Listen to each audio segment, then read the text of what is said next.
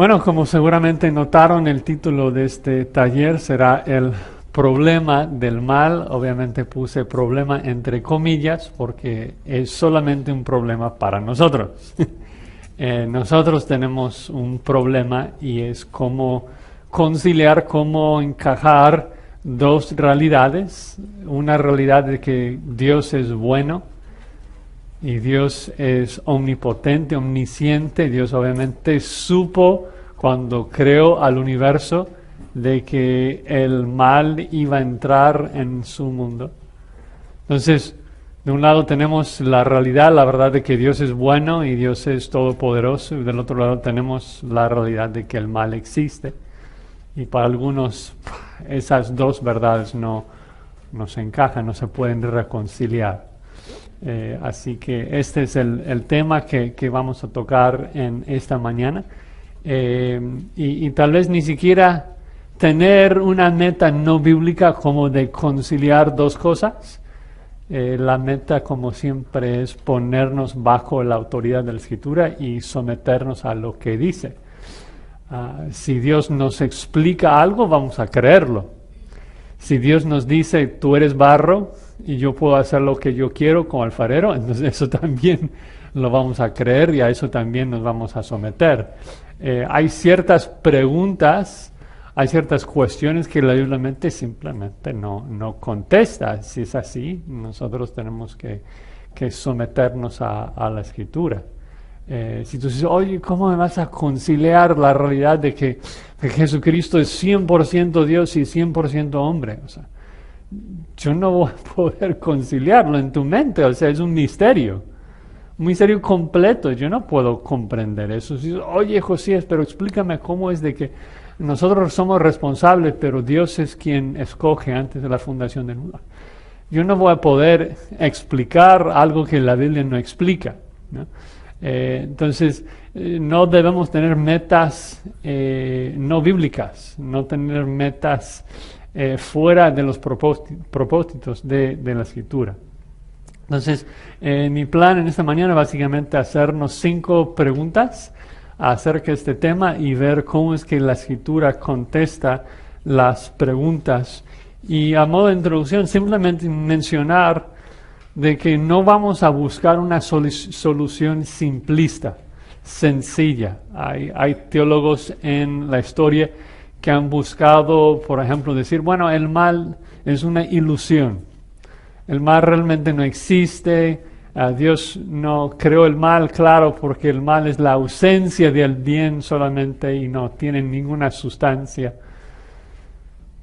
Y sí, como que uno entiende un poco lo que la gente quiere decir con eso, pero vivimos en este mundo.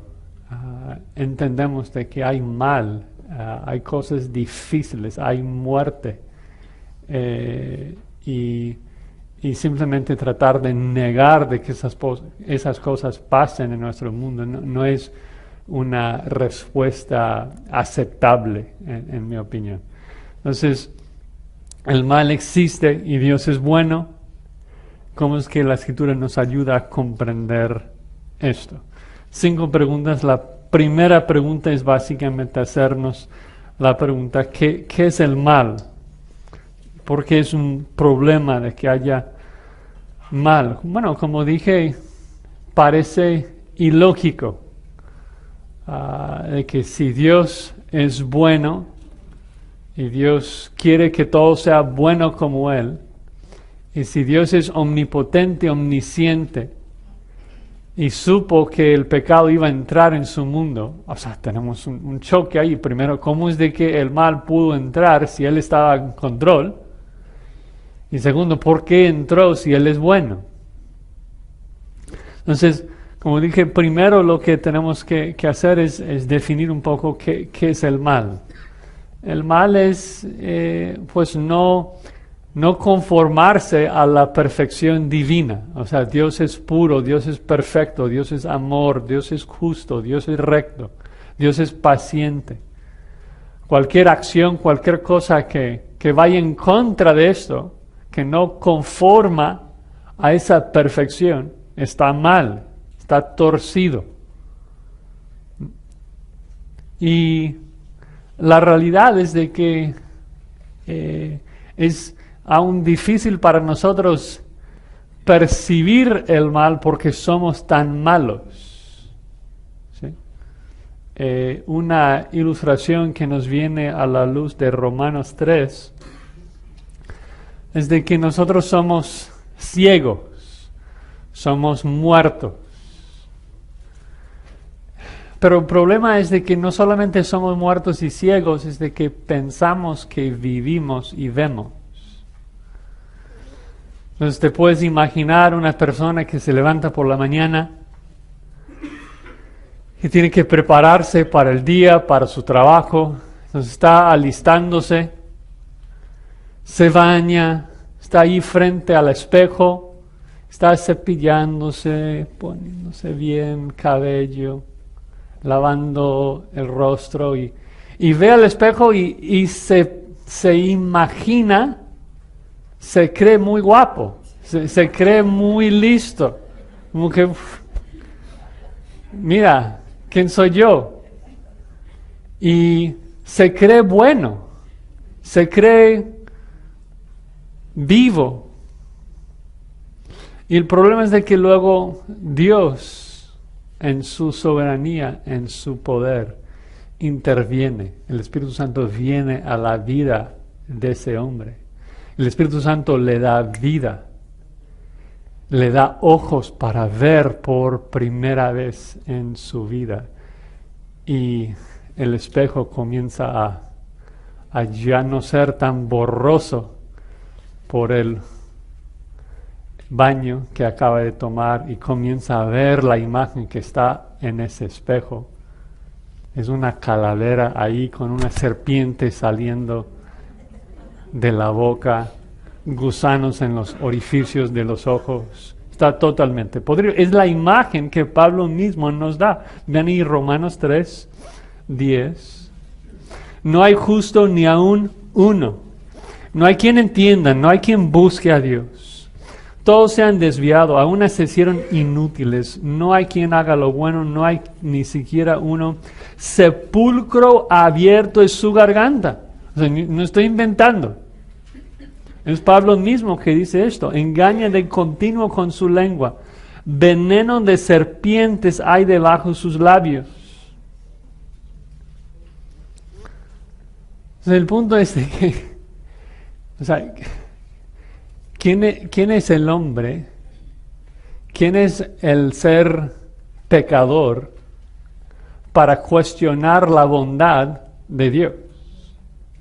Nosotros somos tan sucios con un concepto tan torcido, tan perverso, tan malvado de lo que es bueno, de que es imposible que nosotros digamos a Dios, eso no es correcto lo que tú hagas, lo que tú has hecho. No, nosotros somos pecadores. Nosotros no podemos culpar a Dios por nada.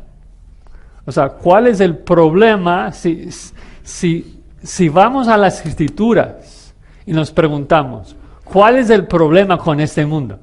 Obviamente, si entramos en el mundo y preguntamos al incrédulo, si preguntamos al impío, ¿cuál es el problema con este mundo? Nos va a decir Dios, nos va a decir de muchas cosas. Pero si vamos a la Escritura y preguntamos a Dios, ¿cuál es el problema con este mundo? ¿Cuál es la respuesta?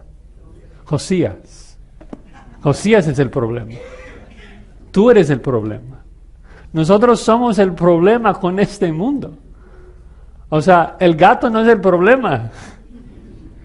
La tierra no es el problema. Nosotros somos el problema. Nosotros somos pecadores. Entonces, la pregunta como mucha gente plantea, ¿cómo es de que un Dios tan bueno puede permitir que cosas malas pasen a gente justa e inocente como nosotros? O sea, no es la pregunta de la Escritura, no es una pregunta ni siquiera relevante, porque está siendo planteada desde una mentira. O sea, no hay gente inocente, no hay gente justa, solamente hay gente pecadora, gente que merece el infierno. Entonces, la pregunta no es cómo es que Dios puede permitir que tanto mal existe en su mundo, la pregunta es, ¿cómo es de que un Dios de justicia y de santidad pueda permitir que tú estés aquí en ese salón, en vez del infierno donde mereces estar? Esa es la pregunta de la Escritura. ¿Cómo es posible que tú, siendo tan malo, cómo es posible que tú, que te levantaste en esta mañana y el primer pensamiento que entró en tu cerebro malvado no fue gracias, Señor, por ese día? Que ni siquiera le diste gracias por ese primer respiro que tomaste, por ese aire que Él te prestó. No dijiste nada, porque tienes un corazón no agradecido, porque eres malvado. ¿Cómo es posible que el Dios de la Escritura, que es 3 veces santo, que es perfecto y recto, cómo es posible que Él no te haya echado al infierno en esta mañana? Si partimos de esa pregunta, tengo la respuesta. ¿Sí? Y es Jesucristo, la cruz, el plan de redención. Cuando planteamos preguntas humanistas, malvadas, a lo mejor va a ser difícil encontrar las respuestas, porque están planteadas mal. Pero si nos hacemos preguntas correctas, bíblicas, obviamente Dios nos va a proveer la respuesta. Aunque merecemos el infierno, Dios en su gran misericordia y en su gran gracia hizo una manera de perdonarnos al juzgar a su Hijo Jesucristo en nuestro lugar. ¿Sí? Bueno, entonces la primera pregunta, ¿cuál es el problema del mal? El problema es de que nosotros, que somos malos y pecadores, creemos que Dios nos merece algo bueno cuando recibimos algo malo. El problema radica en nosotros, que pensamos que merecemos algo mejor de lo que realmente merecemos. La simple realidad es esta: si no estás en el infierno, lo que estás recibiendo es gracia. O sea, aún en el peor momento de tu vida, el peor momento de la vida de cualquier persona, y no quiero ser demasiado gráfico, pero tú puedes imaginar, o sea, la muerte de un ser querido, o sea, lo que sea, el sufrimiento más fuerte que has experimentado en tu vida, es mejor que el infierno. Es mejor lo que mereces. Y el impío, el incrédulo que no cree en Jesucristo, cuando está en el infierno, con mucho gusto regresaría a esos momentos en vez de continuar en el infierno. Entonces, ¿cuál es el problema del mal? Que creemos que merecemos algo bueno cuando merecemos el infierno. Segunda pregunta, y esto va a ser tal vez el punto más académico, más teológico, más difícil de comprender para algunos, pero la pregunta es esta: ¿quién toma responsabilidad por el mal que ocurre en este mundo? ¿Quién toma responsabilidad por el mal que ocurre en este mundo? Y digo que va a ser un poco difícil para algunos porque estamos acostumbrados, hemos sido entrenados a creer de que Dios es el responsable por todo el bien que ocurre en este mundo, y Satanás y los demonios y nosotros somos los responsables por todo el mal. Que Dios no está involucrado ni responsable por las cosas malas y difíciles que ocurren en este mundo. Pero otra vez, si dejamos de preguntarnos a nosotros lo que creemos y preguntamos a Dios en la Escritura, a veces recibimos una respuesta diferente. Si hablamos con Dios y le preguntamos, ¿quién es el responsable por lo que ocurre en tu universo, en tu mundo? La respuesta que recibimos es que el Señor está en los cielos Él hace todo lo que Él quiere. Si pueden acompañarme, vamos a ver varios versículos.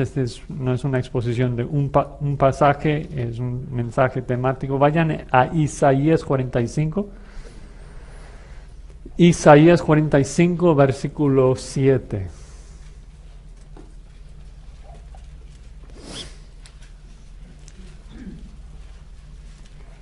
Isaías 45, 7. Y no estoy buscando como el único versículo que diga algo. O sea, hay tantos versículos en la Biblia que afirma de que Dios es soberano sobre el mal. ¿Quién es el que crea a un hijo sano? Dios. ¿Quién es el que crea al mudo o al ciego? Dios. Y Dios dice en Isaías 45, 7, yo soy el que forma la luz. Y decimos, amén. Y el que crea las tinieblas. Y decimos, amén. Yo soy el que causa bienestar. Decimos, amén. Y yo soy el que crea calamidades. Y decimos, más difícil decir, amén a esa. Y más difícil aún cuando nos damos cuenta de que la palabra hebrea traducida calamidad en ese versículo es la palabra maldad. Y se traduce en maldad en todo el Antiguo Testamento. Los traductores como que por el contexto dicen, bueno, no está hablando del mal en sí, de malas cosas, nos ponen calamidades. Pero es otro factor que vamos a ver en esta sección, de que nosotros muchas veces sentimos la necesidad de exonerar a Dios y de librarle de sus dificultades y de ayudar. Dios no necesita tu ayuda. Dios no necesita tu ayuda. La Escritura es la mejor revelación de nuestro Dios. Entonces Dios toma responsabilidad por lo que ocurre en su mundo porque Él es Dios. Obviamente conocemos bien la historia de Job. Job es un libro que básicamente se escribió con el motivo de lidiar con el problema del mal. De por qué es de que Job tiene que sufrir.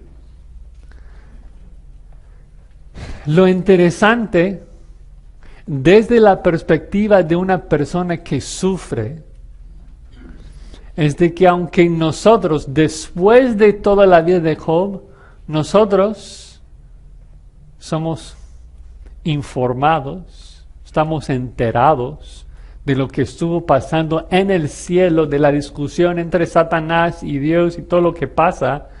Pero la pregunta, ¿Job estuvo al tanto de esto en el momento en que él está sufriendo?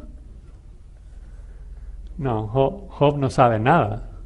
Job sabe que un día se levanta y todos sus siervos, todos sus hijos mueren. Job sabe que el otro día se levanta y está enfermo de la planta de sus pies a su cabeza, con una enfermedad terrible. Pero no sabe por qué. Pero la pregunta es, ¿por qué? Lo curioso es de que lees todo el libro de Job, que su propósito es, en un sentido, lidiar con este tema de por qué es de que Job está sufriendo tanto. Y lees capítulo 1, capítulo 2, capítulo 3, 4, 5, 6, y todas las dificultades y los amigos de Job blasfemándole, difamándole capítulo tras capítulo, tras capítulo, tras capítulo. Y luego finalmente Dios llega al final del libro y lectores como que, finalmente Dios le va a explicar a Job por qué tenía que sufrir. ¿Y cuál es la respuesta del libro de Job? ¿Cómo es que Dios contesta a Job? Porque Job ya por 30 capítulos ha estado diciendo, oye Dios, contéstame. Dime algo. Explícame, ¿por qué? Y luego Dios viene en el torbellino y ¿qué le dice? Prepárate, hombre. Yo te voy a hacer a ti unas preguntas. Y si tú puedes contestar mis preguntas, yo voy a contestar tu pregunta. Pero si no puedes contestar mis preguntas tan fáciles y sencillas de por qué y cómo gobierno el mundo físico, sabré que no tiene la capacidad de comprender la respuesta a tu pregunta. Entonces le pregunta, ¿dónde estuviste tú cuando yo hice el universo? ¿Dónde estuviste? ¿Tú estabas involucrado cuando yo diseñé este universo? ¿Tú sabes cómo yo paro las olas en el lugar donde las paro? ¿Tú sabes cómo manejo las nubes y el agua? ¿Tú sabes cómo gobierno al mundo, a todos los animales? ¿Tú entiendes cómo gobierno el universo? ¿Y qué hace Job? Mejor me tapo la boca. Tú eres Dios. Tú puedes hacer lo que quieras. Y en teoría suena bien, pero tal vez los capítulos más difíciles de Job se encuentran en los primeros 2 capítulos, porque ahí es donde es tan práctico. O sea, nosotros es difícil compararnos a la experiencia de Job de escuchar a Dios en el torbellino. Y simplemente decimos, wow, o sea, escuchar la voz de Dios. Pero no tenemos ninguna experiencia paralela. No podemos compararla. Entonces, muy así de teoría, es algo que alguien más haya vivido. Pero en el capítulo 1 y 2 de Job es donde realmente la vida de Job se compara con nosotros. En donde en el versículo 19 los hijos de Job mueren. Y esa experiencia sí me puedo comparar. Esa experiencia sí podemos identificarnos. Y Job en el versículo 20 hace algo que es sumamente difícil. Dice que Job se levantó, rasgó su manto, se rasuró la cabeza y postrándose en tierra adoró a Dios obviamente, y dijo, desnudo salí del vientre de mi madre y desnudo volveré allá. Jehová dio y Jehová quitó, bendito sea el nombre de Jehová. Entonces, fácil decir Jehová me los dio. Fácil decir que Jehová me dio mis 10 hijos. Pero luego dice que Jehová me los quitó.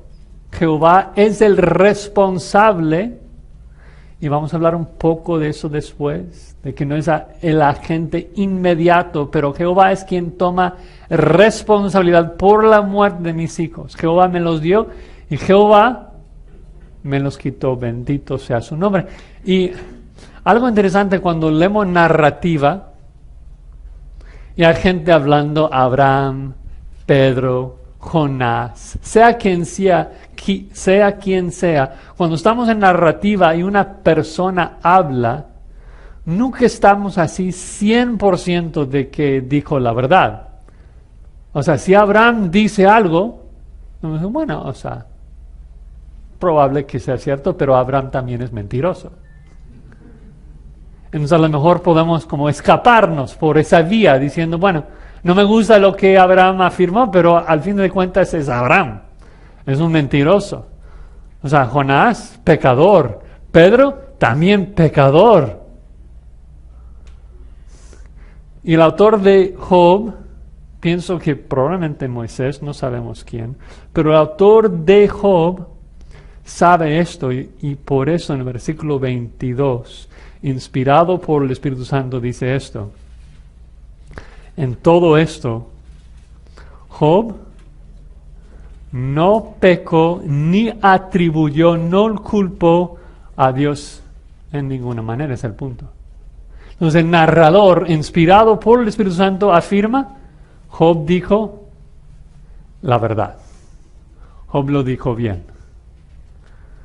Jehová es quien dio los hijos y Jehová es quien los quitó. Es lo mismo que pasa a la mitad del capítulo 2, de que Job se enferma, en el versículo 7, que Satanás hirió a Job con llagas malignas desde la planta del pie hasta la coronilla. Y otra vez decimos como lectores, oye, pero ¿ves? Es Satanás quien está enfermando a Job.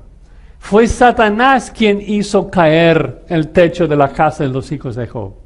Es Satanás quien lo está haciendo. Entonces la esposa de Job en el versículo 9 le dice, maldice a Dios y muérete. Versículo 10, y él le dijo, hablas como habla cualquier mujer necia. ¿Aceptaremos el bien de Dios pero no aceptaremos el mal? Y otra vez en todo esto Job no pecó con sus labios. Es decir, que nosotros debemos aceptar el bien de la mano de Jehová y aceptar el mal. ¿De la mano de quién? De Jehová, de Dios. Es mucho más fácil enojarnos con el palo que está en la mano de Dios, pero es necio. Es el perro necio que ladra al palo y no reconoce de que es el amo quien lleva el palo, quien le está pegando. Es necio enojarnos solamente con los instrumentos de Dios y no reconocer de que Él es soberano, Él está en control y confiar de que tiene un plan y un propósito en todo. Obviamente no estamos llegando ahí todavía, solamente estamos lidiando con la pregunta, ¿quién toma responsabilidad por el mal que ocurre en este mundo? Y la respuesta bíblica, sin lugar a dudas, es Dios. Dios toma responsabilidad por todo lo que ocurre en su universo. ¿Por qué? Porque Él es Dios. ¿Hay otro soberano? ¿Hay otro que está en control de este universo? Si Dios reina, si Dios está en control, es porque Él toma responsabilidad por todo lo que ocurre. Aún cosas que parecen ser insignificantes. Vean Proverbios 16.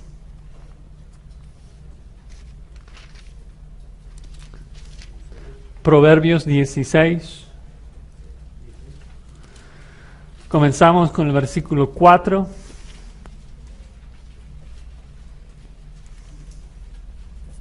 En el primer versículo, Proverbios 16, los propósitos del corazón son del hombre, pero la respuesta es de Jehová.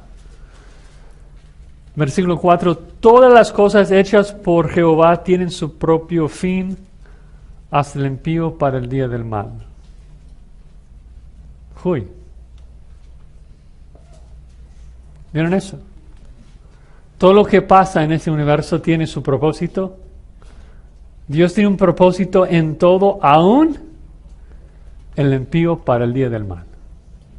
Vamos a regresar a ese versículo en un segundo, pero quiero leer también el versículo 9.